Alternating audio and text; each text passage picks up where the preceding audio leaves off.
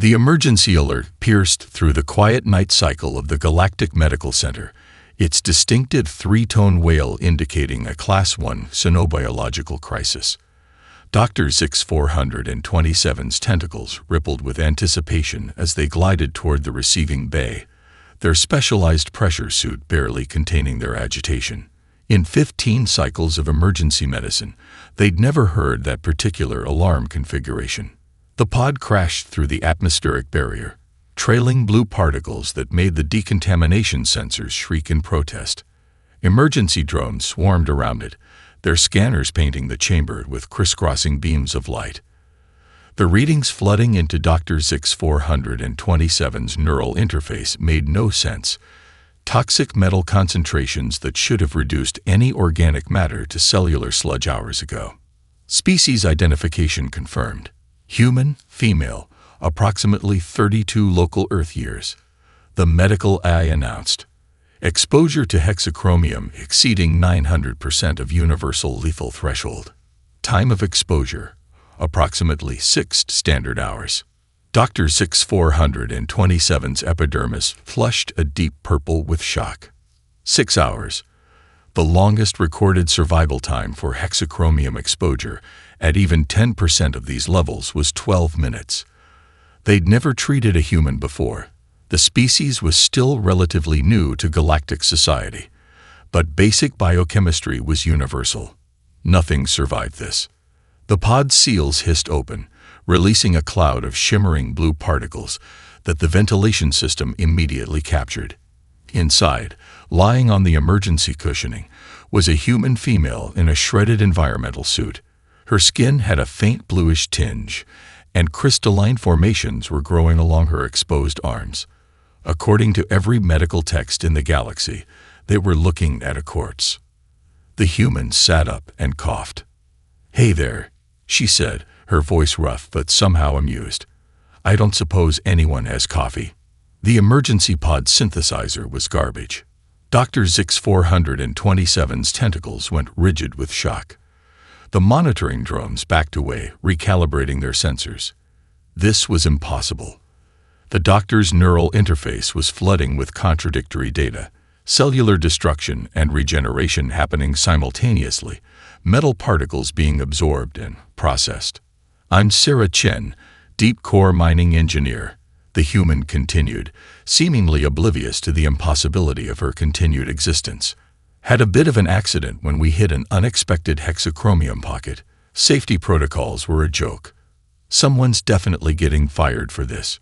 She looked down at her crystallizing arm with mild interest. "Assuming I don't end up too radioactive to testify." You should be dead," Dr. X-427 managed, their translator struggling to maintain coherence through their shock. Sarah shrugged, then winced. "Probably. But I grew up in New Detroit during the Industrial Reconstruction. This isn't even the worst thing I've been exposed to this year." She tried to stand, wobbled, and sat back down. "Though I will admit, I'm not feeling great. Any chance of getting this stuff out of my system before it ruins my favorite work suit?" The medical eye was practically having a meltdown, its protocols unable to reconcile the readings it was getting with Sarah's casual conversation.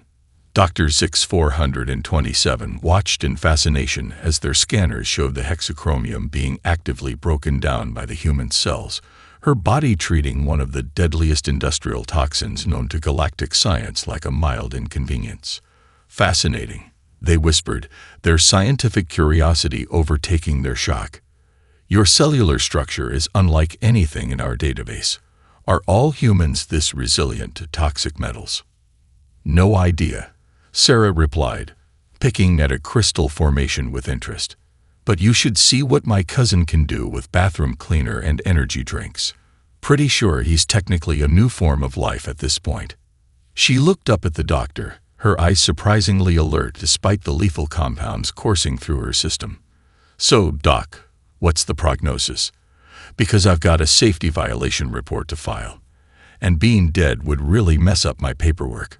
Dr. X-427's tentacles waved in what might have been either amusement or hysteria. They had a feeling this case was going to rewrite more than a few medical textbooks. They just hoped the human survived long enough to explain how she was surviving it all. Dr. Zix 427's quarantine lab had never been so crowded. 3 medical AIs were arguing in machine code about the possibility of equipment malfunction, while a team of diagnostic drones circled Sarah's bed in increasingly erratic patterns. The human herself was propped up on pillows, teaching a maintenance bot how to shuffle cards while crystalline formations continued to spread across her skin. "So then you cut the deck like this," Sarah demonstrated, her movements slightly jerky as another wave of tremors passed through her arms. "Though I'll admit, it's getting a bit tricky with all this sparkly stuff growing on me." The doctor's tentacles twisted in agitation as they studied the latest scan results. The hexachromium levels in Sarah's bloodstream should have dissolved her organs hours ago. Instead, her cells were doing something unprecedented. They were adapting to the metal, incorporating it into their structure. "Ms. Chen, I must insist you take this situation more seriously," Dr. Zix 427 said, their translator struggling to convey their mix of concern and fascination. "Your body is undergoing changes that defy all known medical science." "Call me Sarah," she replied, wincing as she flexed her crystallizing fingers. "And trust me, Doc, I'm taking it plenty seriously. I just find that panicking rarely helps. Besides, the crystals are kind of pretty. Think I could market this as a new fashion trend." Before the doctor could respond, their neural interface pinged with an urgent notification. A crowd had gathered outside the quarantine room. Physicians from every department, their various sensory organs pressed against the observation windows. Word of the impossible human was spreading. One of the medical AIs chimed in with fresh analysis. "Doctor, new data suggests the patient's cellular structure is using the hexachromium to create reinforced membranes. The process appears deliberate." Deliberate. Dr. Zix 427's skin rippled with disbelief. "That's not possible. No organic system can consciously redirect toxic metal absorption." "First time for everything," Sarah commented, then frowned at a readout floating above her bed. "Hey, is it normal for my iron levels to be doing that?" The doctor's attention snapped to the display, their tentacles curling in shock. Sarah's body wasn't just processing the hexachromium. It was using it to enhance her existing metal-based biological processes. Her hemoglobin was being reinforced, oxygen carrying capacity increasing by factors that should have been lethal. "This is unprecedented," Dr. Zix 427 muttered, adding another stream of data to their growing research file. "Your species' adaptation to toxic environments goes beyond mere resistance. You're actually weaponizing the contamination." "Sounds about right," Sarah said, watching with interest as the maintenance bot attempted its first shuffle. "Humans are pretty good at turning bad situations around. Though I have to admit, the tingling is getting worse. Any chance you could?" She broke off, doubling over as her body spanned. Dr. Zix 427 moved quickly, their tentacles extending medical sensors. "Your core temperature is rising. The adaptation process must be requiring significant energy." They turned to the nearest medical eye. "Prepare a cooling protocol, and—" No, Sarah gasped, straightening up. "Not cooling. I've seen this before, back in the mines. When the body fights metal poisoning, it burns hot. Cooling just prolongs it." She managed a shaky grin. "Trust me, I've got some experience with industrial accidents." The doctor hesitated, their medical training warring with the evidence before them. Every protocol called for temperature regulation, but every protocol also said Sarah should be dead. Through the observation windows, they could see more medical staff arriving, drawn by the impossible readings emanating from the quarantine room. "Very well," they decided, adjusting the environmental controls. "But I want continuous monitoring of your cellular structure. We're in uncharted territory here." "Story of my species," Sarah replied, her skin now glowing faintly blue in the hospital lights. She picked up the cards again, though her hands were shaking. "Now, where were we? Oh, right. Explaining the concept of bluffing to a robot. You know, Doc, if these crystals don't kill me, my supervisor's paperwork probably will.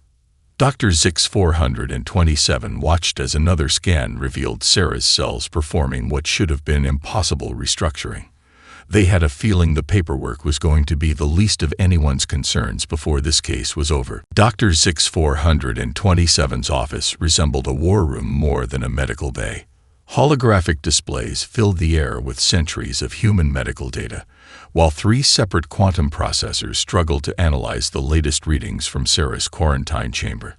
The doctor's tentacles danced across interfaces, trying to make sense of what they were seeing. Access historical record. Earth, Industrial Revolution, they commanded. The air shimmered as new data streamed in. Focus on environmental contaminants and human adaptation rates. What they found made their chromatophores pulse with disbelief. Humans hadn't just survived their industrial age. They'd thrived in it. While other species carefully managed their technological advancement to minimize biological impact, humans had simply forced their bodies to adapt to increasingly toxic environments. The doctor's neural interface pinged with an update from Sarah's monitoring systems.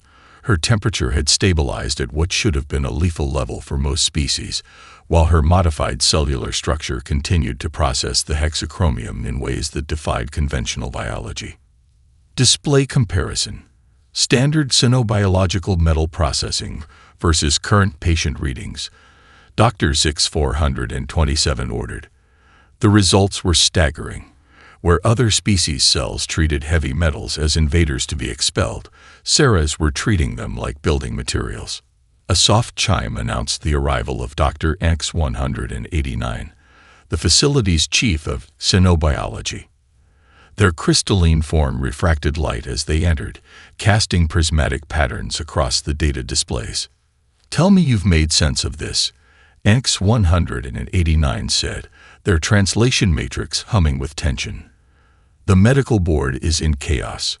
Half our paradigms of cynobiology are being questioned because of your patient." "Look at this," Zix 427 replied, pulling up Earth's environmental history. Their planet's industrial pollution levels during their technological development. By our standards, their world should have been uninhabitable. Instead, they gestured to another display showing human genetic markers across generations. They adapted. X 189 finished, their crystal structure vibrating with amazement. But that's not possible. Complex organisms don't evolve that quickly. Humans did, and they're still doing it. Zix 427 brought up Sarah's latest cellular scans. She's not just surviving the hexachromium. She's incorporating it, using patterns her ancestors developed during centuries of exposure to industrial toxins. Her entire genetic structure is like a library of survival mechanisms. The conversation was interrupted by an alert from the quarantine room. Sarah's voice came through, steady despite the strain evident in it. "Hey, Doc, not to interrupt your research, but these crystals are starting to grow in some pretty uncomfortable places. Also, I think I just accidentally melted my coffee cup." Both doctors rushed to the observation window. Sarah sat in her bed, surrounded by diagnostic equipment, holding what remained of a metallic cup. The liquid metal that had once been its surface was flowing around her fingers like mercury, forming complex patterns before being absorbed into her crystallizing skin. "Fascinating," X 189 whispered. "Her body is treating all metals as potential resources. I've never seen anything like it." "That's because your species had the sense to develop clean technology," Sarah called out, having apparently heard them. "We humans took the what doesn't kill you makes you stronger approach. Though I've got to admit, this is a new one even for me." She flexed her hand, watching blue light pulse through the crystalline formations. "Any chance of getting some more coffee? Preferably in a ceramic cup this time." Dr. Zix 427's tentacles twisted in what might have been amusement. "You understand that your condition is unprecedented. That you're rewriting our understanding of biological adaptation." "Story of human history, Doc," Sarah replied, then grimaced as another wave of transformation rippled through her. We're pretty good at doing impossible things, usually by accident, and often while looking for coffee." As if to emphasize her point, one of the diagnostic drones monitoring her vital signs suddenly sparked and collapsed, its metallic components beginning to dissolve in response to whatever her altered biology was emanating. The two doctors watched in fascination as Sarah poked at the dissolving drone with a crystalline finger. "Oops," she said. I'm guessing that's going to come out of my deposit." The Galactic Medical Center's main conference chamber hadn't been this full in decades. Physicians of every species packed the tiered seating, their various sensory organs fixed on the central display, showing Sarah's latest test results. The noise was deafening, a cacophony of voices, translation matrices, and agitated appendages. "This is a fabrication." The accusation came from Dr. ETH 998, their crystalline form vibrating with indignation. No organic being could survive such contamination levels, let alone adapt to them. The human must be artificial. Dr. 6427's tentacles rippled with barely contained frustration. They'd been defending their findings for 3 hours straight, and patience was wearing thin. The scans are verified. The human is entirely organic, and her condition is. An alarm cut through the debate. On the central display, emergency warnings flashed as Sarah's blood sample, supposedly secured in the highest grade containment unit available, began to eat through its housing. Containment breach in Laboratory 7. The facility eye's voice held an edge of panic. Unknown reaction occurring. Metal dissolution detected on multiple levels. The conference erupted into chaos. On the displays, they could see the blood sample, now glowing in intense blue, melting through floor after floor of the hospital's supposedly indestructible structure. Security drones swarmed the area, their sensors struggling to track the rapidly evolving substance. Everyone remained calm, Dr. 6427 called out, though their skin had shifted to a stressed purple hue. "The reaction is contained to non-organic materials only. The sample appears to be. It's weaponizing itself." Dr. ETH 998 cut in. "This proves the human is a bioweapon. We must terminate." "That's quite enough." The new voice carried clear authority. Hospital Director KS 104 stood in the entrance, their massive arthropoid form commanding immediate attention. "Dr. 6427, explain." The doctor's tentacles moved rapidly through the data displays. The sample's reaction was unexpected but consistent with what we've observed. The human's adapted biology isn't just processing the hexachromium. It's using it to break down and absorb other metals. It's as if her entire cellular structure has become a highly efficient metal processing system. And the patient herself. The director's compound eyes fixed on the quarantine room's feed, where Sarah was visible through the observation window, apparently teaching more medical droids to play poker. Stable, and maintaining full consciousness despite conditions that should be. Dr. 6427 paused as new alerts flashed across their neural interface. "Director, we have another situation. Multiple research facilities are requesting access to the patient. They're citing medical emergency protocols to demand tissue samples." The conference chamber erupted again. Some physicians were arguing for immediate quarantine and study, others for treatment protocols based on the human's unique abilities. A few were still insisting the whole thing was an elaborate hoax. In the quarantine room, Sarah's voice came through the comm system. "Hey doc, not to add to your problems, but these crystals are starting to do something weird. Also, your medical droid owes me 50 credits from our last hand." The observation feed showed new formations spreading across her skin, pulsing with an internal light that made the monitoring equipment spark and shuffle away from her bed. "Director," Dr. 6427 said quietly, their tentacles curling with concern, "the patient isn't just a medical anomaly anymore. Her condition is rewriting our understanding of biological adaptation. If we don't protect her, she'll become a research specimen rather than a patient." Director KS 104 watched as another containment alarm sounded, The remains of Sarah's blood sample had reached the sub-basement and was starting to reform into crystalline structures that matched her current mutations. Your recommendation, Doctor. We treat her as a patient first. Study the condition, yes, but not at the expense of her rights or well-being. There's something bigger happening here than just metal poisoning, and we need her cooperation to understand it. The director's mandibles clicked thoughtfully. Agreed. Maintain quarantine, but no unauthorized access or sampling. And Doctor. They gestured at the growing chaos in the conference chamber. Try to keep this from becoming an interstellar incident. The last thing we need is Earth's governments asking why we're treating one of their citizens like a laboratory specimen. Dr. Zix 427's skin flickered with relief, even as new alarms indicated Sarah's condition was entering yet another unexpected phase. Sometimes, they reflected, being a doctor meant protecting your patient from medicine itself. Sarah's scream cut through the quarantine room's supposedly soundproof barriers. Dr. Zix 427 burst in to find our patient convulsing, the crystalline formations on her skin fracturing and reforming in chaotic patterns.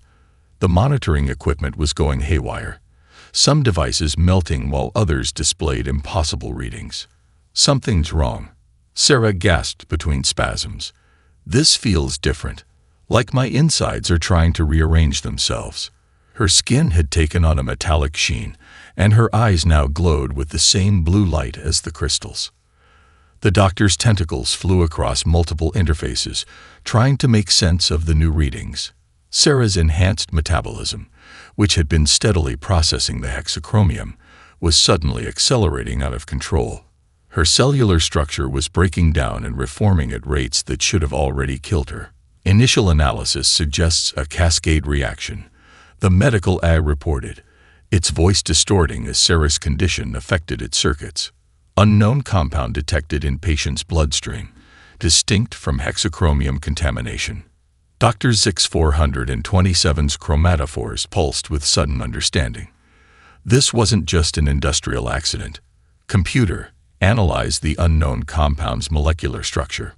The results confirmed their worst fears. Hidden within the hexachromium was a sophisticated synthetic toxin, designed to be undetectable until it reached critical mass. Someone had engineered this, using the mining accident as cover. Sarah, the doctor's translator, struggled to maintain clarity as their agitation grew. Did anyone have reason to want to harm you? Access to the mining site. Another convulsion ripped through Sarah's body. The crystals were spreading faster now, and where they grew, her flesh seemed to be turning metallic. The safety inspection, she managed through gritted teeth.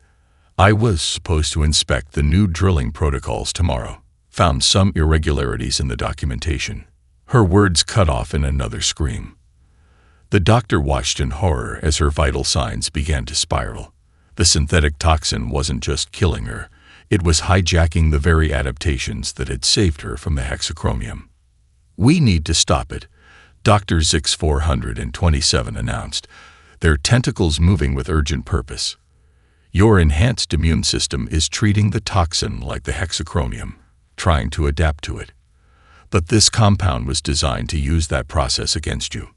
Sarah laughed weakly, the sound distorted by her transforming vocal cords. So I'm being killed by my own survival instinct. That's pretty on brand for humanity, actually. The doctor barely heard her. Their attention split between multiple treatment simulations. Each one showed the same result. Conventional approaches would fail. Sarah's altered biology was too unpredictable, too far removed from standard human baseline. A ping from their neural interface. Director Keys 104 requesting an update. Before they could respond, Sarah's body arched off the bed, suspended in a corona of blue energy. The crystalline formations were spreading internally now, visible through her increasingly translucent skin. Doctor, the medical eye's voice was cutting in and out, affected by whatever energy Sarah was emanating. Patient's cellular structure is attempting to encode the synthetic toxin's pattern. Adaptation process accelerating beyond sustainable levels. Dr. Zix 427 watched as Sarah's body literally tried to evolve its way out of death, her human instinct to survive driving an impossible biological response. The very trait that made humans remarkable, their ability to adapt to anything, was being used as a weapon against her. "Sarah, listen to me." They moved closer, ignoring the warning crackle of energy around her. "Your body is trying to adapt too quickly. We need to slow the process. Give us time to identify the toxin's complete structure." "Can't," she gasped, her voice now carrying a metallic resonance. "Tried slowing down once, during reactor cleanup back home. Nearly died. Sometimes you have to run straight through the fire." The doctor's skin darkened with concern as they realized what she meant. Sarah wasn't fighting the adaptation. She was accelerating it, pushing her body's bizarre capabilities to their absolute limit. Either she'd evolve fast enough to survive the toxin, or the attempt would tear her apart at a molecular level. Either way, Dr. Zix 427 realized they were about to witness either a miracle or a tragedy. Possibly both. Dr. Zix 427's quarantine lab had become a spectacle of impossible science. Sarah floated 3 inches above her bed, suspended in a cocoon of blue-white energy as her cells underwent changes that violated every known law of biology. The doctor's tentacles moved frantically between displays, recording data that would either revolutionize medicine or serve as a cautionary tale. Neural interface, maximum magnification on cellular reconstruction. They commanded. The display zoomed in, showing Sarah's DNA literally rewriting itself in real time. Each strand was incorporating elements of the synthetic toxin, turning the weapon against itself. "It hurts." Sarah's voice had become otherworldly, resonating through the metallic crystals that now covered most of her body. "But it's familiar. Like that time we had to adapt to the radiation leak in Sector 7. Body knows what to do, just has to remember." The doctor's chromatophores flickered with sudden insight. "Computer, access Earth industrial accident records. Search for similar exposure patterns." The data streamed across their consciousness, centuries of disasters, contaminations, and recoveries. Humans hadn't just survived their industrial age. They'd turned it into an evolutionary accelerator. Each disaster forced rapid adaptation, changes becoming encoded in their DNA for future generations. Remarkable. Dr. X 189's crystalline form refracted light as they entered the lab. Her genetic structure is treating this as just another environmental challenge. Like her ancestors facing smog, radiation, or chemical spills. More than that, Dr. Zix 427's tentacles gestured at new data streams. She's not just adapting to survive this specific toxin. Her entire genetic code is becoming more adaptable. Its evolution evolving. Sarah's body convulsed, the energy field around her intensifying. The crystalline formations began shifting color, cycling through spectral patterns that made the monitoring equipment spark and fail. Previous adaptation, catalyzing new changes, she managed through gritted teeth, like dominoes falling. Each change triggers another. Can't stop it now. The doctors watched in fascination as Sarah's cells display behaviors never before seen in biology. They weren't just changing. They were developing new ways to change, creating mechanisms for even faster adaptation in the future. This violates everything we know about evolution, X 189 whispered, their crystalline form vibrating with excitement. Species don't develop new evolutionary mechanisms during a crisis. It's supposed to take millions of years. Tell that to the humans, Dr. Zix 427 replied, noting how Sarah's modified DNA was now storing successful adaptation patterns like a biological library. They've turned survival into an art form. Their entire history is one crisis after another, each one leaving them better equipped for the next. A sudden surge of energy caused every piece of medical equipment in the room to overload. Through the chaos, Sarah's voice came stronger, more certain. "I can feel it working. The toxin. It's becoming part of me. Like Earth's pollution became part of humanity. We don't just survive poison. We make it our strength. The doctor's instruments confirmed it. Sarah's cells weren't just surviving the synthetic toxin. They were weaponizing it, using its complex molecular structure to create new biological capabilities. The very weapon meant to kill her was becoming a tool for unprecedented evolution. She's not just adapting to the toxin, Dr. Zix 427 realized, their skin darkening with awe. She's adapting to adaptation itself. Each change is faster, more efficient than the last. Her DNA is learning from its own evolution. The energy field around Sarah pulsed one final time, then collapsed. She dropped gently back to the bed, her skin now covered in iridescent crystalline patterns that shifted like living metal. Her eyes, when they opened, held the same metallic sheen. "Well," she said, her voice carrying a subtle harmonic resonance, "that was interesting.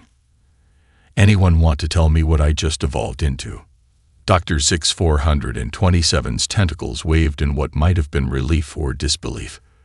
"That's what we need to find out. But first, how do you feel?" Sarah flexed her crystalline hands, watching light play across their surface, like someone tried to kill me with designer poison, and my body decided that was a perfect opportunity for an upgrade. She grinned, the expression making her metallic features shift in fascinating patterns. "So, pretty much like a normal Tuesday on Earth." The Galactic Medical Center's primary research lab looked like a cross between a war room and an art installation. Holographic displays showed Sarah's continuously evolving cellular structure, while her crystalline skin cast prismatic patterns across the walls. Dr. Zix 427 had assembled a team of specialists, each one struggling to comprehend what they were seeing. "Your body isn't just processing the toxins anymore," the doctor explained, their tentacles gesturing at the complex data streams. "It's using them as templates for further adaptation. Each new compound introduces new possibilities for evolution." Sarah examined her transformed arm, watching the metallic crystals shift like liquid mercury. "So what you're saying is, I'm not just surviving the poison. I'm learning from it." "Precisely. And that gives me an idea." Dr. Zix 427's skin rippled with excitement. "If we can control the process, introduce specific compounds in calculated sequences." "You want to guide my evolution?" Sarah's metallic eyes widened. "That's either brilliant or completely insane. Possibly both." The hospital board members present shifted uncomfortably. One of them, a gaseous being contained in a pressure suit, spoke up. "This is unprecedented. The risks are already present." Dr. Zix 427 interrupted. "Her adaptation process isn't stopping. Without guidance, it could go in any direction. We need to provide a framework." Sarah coughed, sending sparkles of blue energy into the air. "Not to rush anyone, but I can feel changes still happening. Pretty sure my left kidney just turned into something that definitely isn't a kidney anymore." The doctor's tentacles flew across the interfaces, pulling up molecular structures.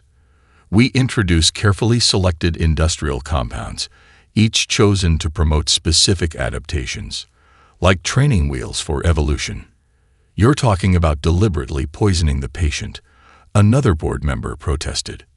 Sarah laughed, the sound carrying metallic harmonics. "Pretty sure we're way past traditional medical concerns here." Besides, she flexed her crystalline fingers, watching them morph through different configurations. "I grew up drinking New Detroit tap water. This can't be worse than that." Dr. Zix 427 projected their proposed treatment sequence. "We start with stabilized hexachromium derivatives, then progress through a series of increasingly complex metallic compounds, each one selected to promote controlled adaptation rather than random mutation." The medical AI chimed in with simulation results. "Analysis suggests a 78% chance of successful guided evolution. Alternative outcomes include uncontrolled mutation, phase shifting, or development of quantum properties." "Quantum properties?" Sarah's eyebrows raised. "Like existing in multiple states at once? Because I've got to tell you, one version of this transformation is plenty." The doctor's chromatophores pulsed with what might have been amusement. We'll try to avoid that outcome. The goal is to stabilize your current adaptations while channeling any further changes in beneficial directions. And if it works? The board chairman's appendages waved nervously. What exactly will we have created? Sarah's crystalline surface rippled. A human who can survive pretty much anything, I'm guessing. Though if we could avoid making me too indestructible, that'd be great. I still got to fit through doorways. The treatment chamber was prepared with exacting precision. Synthesized compounds lined up in precise order, each one designed to trigger specific adaptations. Dr. Zix 427's tentacles moved with practiced efficiency as they made final adjustments. "Ready?" they asked, their translator carrying genuine concern. Sarah settled into the chamber, her transformed body casting ever-shifting patterns of light. "You know, most doctors just prescribe bed rest and fluids." She grinned, the expression making her metallic features flow like quicksilver. "This is way more interesting." The first compound was introduced. Sarah's body responded immediately, the crystals across her skin pulsing with internal light. Data streams showed her cells incorporating the new material, using it to refine and direct their ongoing evolution. "Remarkable," Dr. Zix 427 whispered. "Your cellular structure isn't just accepting the compounds, it's improving them, creating more efficient versions of the molecular patterns we're introducing." Sarah's voice came through the chamber speakers, strained but amused. "Leave it to humans to not just survive poison, but to show it how to do its job better." The doctor watched as the treatment progressed, each new compound building on the last in a cascade of controlled evolution. They were either witnessing the next step in human adaptation or creating something entirely new. Possibly both. The Grand Medical Assembly of the Galactic Core fell silent as Dr. Zix 427's hologram materialized above the central podium. Their tentacles moved with practiced calm as they prepared to present the most controversial paper in modern medical history: Human Adaptive Mechanisms, Evolution as a Dynamic Response to Environmental Challenges. In the front row, Sarah sat comfortably between representatives from 12 different species, her crystalline skin now refined to an elegant iridescent sheen.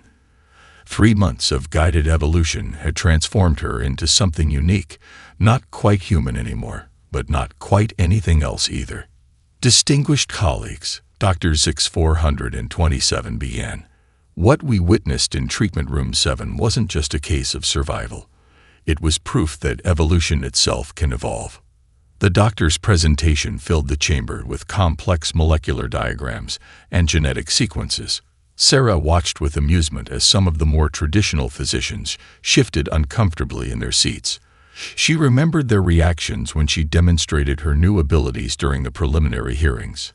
"Human cellular structures don't just adapt to survive toxins," the doctor continued, their skin flickering with enthusiasm. "They learn from each challenge, developing new mechanisms for faster, more efficient adaptation in the future. What we previously considered evolutionary dead ends are actually gateways to unprecedented biological innovation." A senior physician rose, their crystalline form catching the light. "And the ethical implications. We're talking about deliberately exposing patients to toxins, guiding their evolution through controlled poisoning. Sometimes the best medicines are poisons given in the right dose." Sarah spoke up, her voice carrying subtle harmonics that made the chamber's crystal fixtures resonate. "Humans learned that lesson the hard way during our industrial age. We didn't have the luxury of avoiding toxins, so we made them work for us instead." The assembly murmured as Sarah stood, her transformed body drawing every eye. She kept her human shape, more or less, but her skin now rippled like liquid metal, and her movements left trails of crystalline light in the air. "Check your historical records," she continued. "Every major human population center has its own unique pattern of industrial contamination. And in each one, you'll find humans who adapted. Not just survived, but turned those very toxins into tools for survival." Dr. Zix 427's tentacles moved in agreement. The implications extend far beyond toxicology. Sarah's case has already led to breakthroughs in treating conditions previously thought incurable. By understanding how human cells guide their own evolution, we're rewriting our approach to genetic medicine. A younger physician raised an appendage. But the risks are always present, Sarah interrupted, flexing her crystalline fingers. Life is risk. Humans just turned risk management into an art form. And occasionally, she grinned, causing ripples of light to dance across her features, we turn it into something beautiful. The doctor projected the final slides, before and after images of Sarah's cellular structure. We're not just treating symptoms anymore. We're working with the body's own adaptive mechanisms, guiding evolution rather than fighting it. The possibilities are endless. In the weeks that followed, medical facilities across the galaxy began implementing protocols based on Dr. Zix-427's research.